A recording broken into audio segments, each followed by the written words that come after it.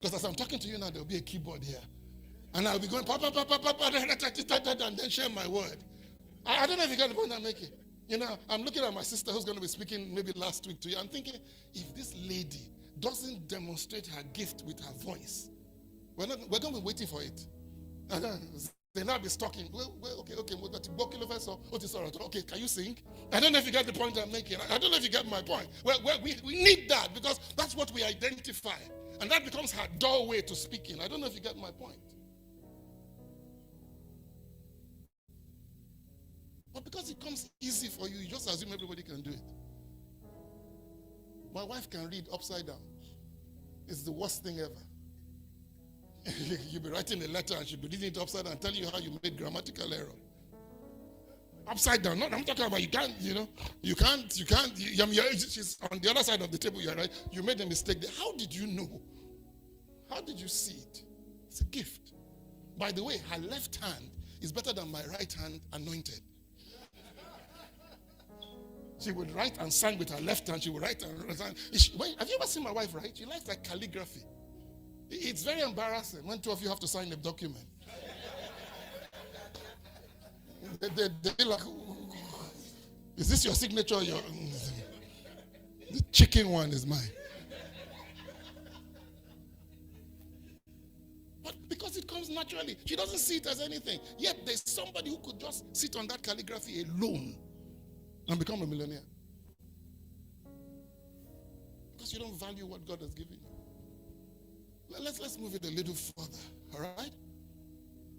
So when innovators fail to do that, when novelty replaces obedience, the result is chaos and instability. So what I'm trying to do is this morning is talk to you about whether are you aligned or misaligned? Now, how do you know when you are misaligned? Number one, you will find out that you put in a lot of effort, but you get very little results. Number two, you will find out that you are constantly frustrated, even though you are faithful.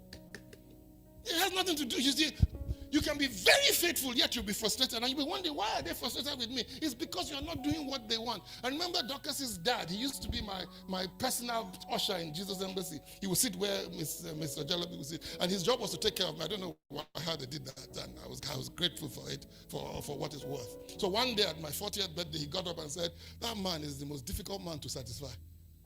He's very difficult to satisfy. So I got up after him and I said, okay, I'm not the only one. Even me can't satisfy me. He said, I laughed. I said, yes. I said, I will make decisions and I'll go and be second-guessing myself afterwards. I said, but this is what I've learned. Don't try to impress me. Try to impress God. It doesn't matter whether I appreciate it or not. On the long run, the God will make me appreciate what you did. I said, you are looking at the wrong person to impress. Because I am not even impressed by myself. So how are you going to impress me? You're not. So you have to have a standard that's beyond that ordinary man you're trying to work with. And that standard has to come from God. Am I making sense? Does God? I mean, we were watching. Mrs. Osai has made us addicted to. She made us addicted to visa on arrival now. She just got us addicted. After service, we just sit down and get addicted. After the service, because we're in my office and we're waiting to go home. And so yesterday there was a particular session where this woman comes. She's temporarily made in charge of the place, and she tells her, if you give the visa, you will lose your job. She looked left, she looked right, picked up the first one that was not approved, and then she just stamped the thing approved. It was like, do whatever you want to do. Once you do right, you don't have to worry about who is coming behind you. Now, if she had put the wrong thing, negative consequences would have happened afterwards. But guess what? 5-10 minutes after, the guy walked back into the office. And that was the end of the problem. And that's, to me, it's a metaphor for life. Where, wait a minute, I'm going to do right no matter who's looking. No matter who's going to get offended.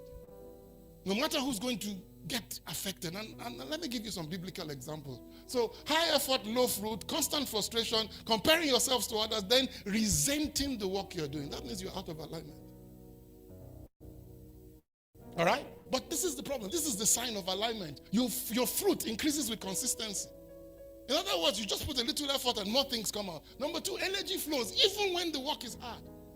Suddenly you find out that, sometimes I don't want to come. Do people really think I like coming to church? I think you have this notion that you must really think I'm mad. And sometimes I'm waiting for service to be over. Sometimes I'm preaching and asking myself here, when are you going to finish? So you're not the only one. Am I making sense? You're not the only one. So don't think what I'm saying to you.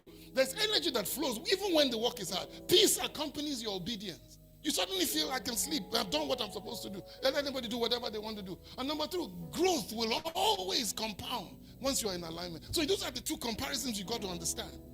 And so some of you are put in the middle, like my wife, like central bank, and everything is going wrong. Has it occurred to you that God put you there to fix it? Or to be the salt to stop it from decaying even further?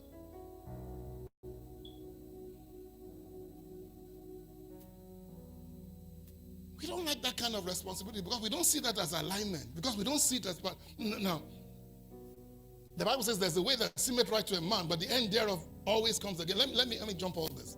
You know,